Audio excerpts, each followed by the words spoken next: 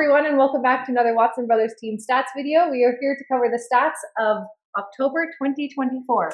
Another month in the books, and today is one day before the U.S. election. As we head into November, October went out like a little bit of a lamb because there was not a whole lot of activity in October, a continuation of what we saw in the fall coming out of the summer. If we look at units, a number of units listed, again, we're going to talk about supply and demand. Units listed was up 13%, the units sold was down 7%, and the dollar volume was down 9%, meaning prices are again continuing to drop as buyers negotiate with the sellers to try to find out where that market is.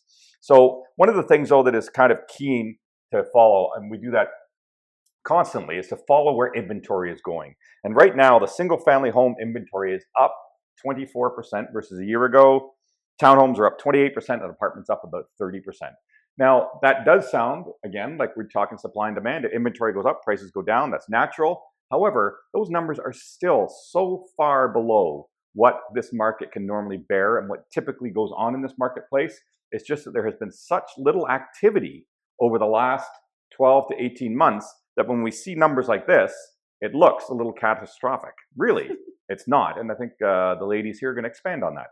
Yeah, absolutely. So we always talk, is it a buyer's market? Is it a seller's market? We've got a new term to throw at you guys today. We're talking a split market. So it's kind of a little bit both in certain segments of the market. It can be a buyer's market in certain segments and a seller's market in others. So to expand on that a little bit, in that sort of 450 and under range for condos, those are still doing quite well, although there is quite a saturation of them on the market because of the short-term rental ban and other features.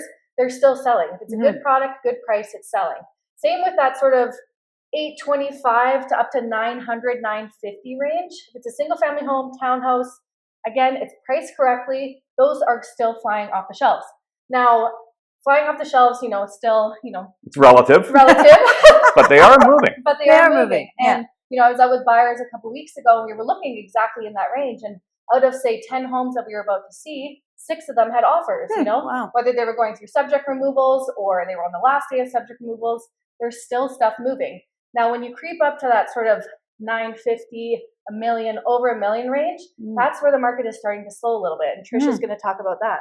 Well, it's interesting because it's the over the million mark that we talk about, because like they're saying the listings are up, but this past week I did a really big deep dive into the listings and how many are actually new listings versus listings that have been canceled or have expired and they're coming back on the market. So out of the 73 homes that were listed last week that were over $1 million, only 16 of them were actually new listings, which really gives you a point of like, if they're priced well, they're going to go. And a lot of houses are being canceled and expired and re-put on the market.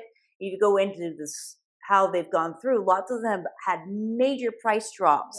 Yeah. And even if on the ones I've gone through for sold ones this past week as well, a lot of them have been on the market for months, almost years, and they've done tremendous price reductions. So that is, for a buyer or a seller, you kind of notice it all. Yeah. And so we bring that back full circle and we say, so where is the advantage for our clients? Because that's what we are here for, is to say, what is the advantage for our clients?